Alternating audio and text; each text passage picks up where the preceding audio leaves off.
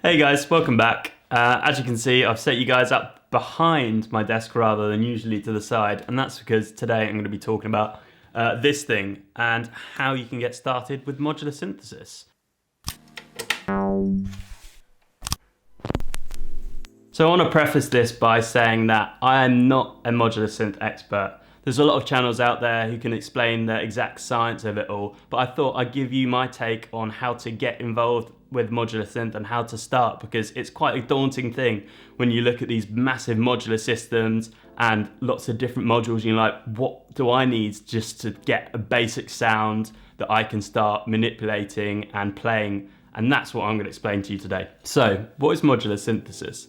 Well, a modular synthesizer is a synthesizer that you can make yourself from lots of different modules that you can patch together with these patch cables to create your own sound. So the system behind me is known as Eurorack, and it's the most common format for modular synthesizers. It functions with modules like these, working as the building blocks for creating sound. They can be linked together with other modules using these patch cables to create and shape different sounds. This here is the case, and that powers the modules and basically acts as the foundation for the Eurorack system. So how do you make a simple synthesizer patch? So the first thing you're going to need is something to send the notes that you want to play to your synthesizer.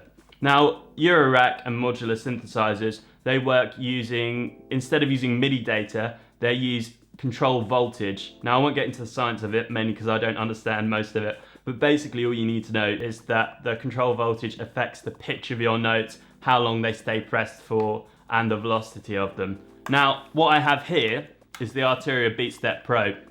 And the Beatstep Pro is a really awesome sequencer which sequences both in MIDI and in control voltage. And as you can see out here, I've got my two cables which are coming out, and they are controlling the pitch and the gate of the notes that I press here. Now that we have a way to tell our modular system what notes we want to play and for how long, we now need a chain of modules to turn that CV information into sound.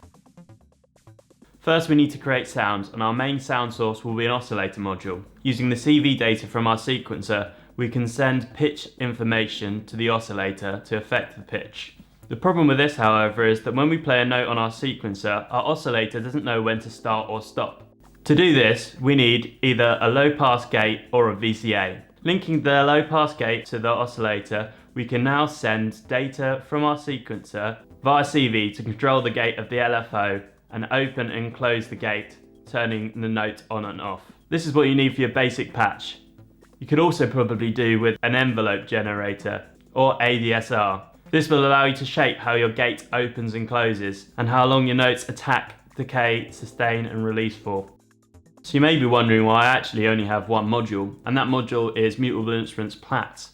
Plaits is a brilliant starter module because instead of having to have multiple modules, you really can start with just this one. Plaits is a multi-oscillator which has a low-pass filter built in and a way to control the decay of your notes. So really, instead of having to get an oscillator and a VCF or low pass filter, it's kind of all built into one, and this is my main recommendation for anyone who's thinking about starting. Realistically, all you need to start is a way to power your modules, a way to send control voltage, Plaits, a couple of wires for patching Plaits into your CV generator, and if you're looking to get the sound into Ableton, you'll probably need a way to record that. I record mine through my sound card, which is the Focusrite Scarlet 2i2, but there are other options out there as well. So I hope you enjoyed this introduction into modular synths, and you'll continue learning alongside me as I learn modular synthesis a little bit more.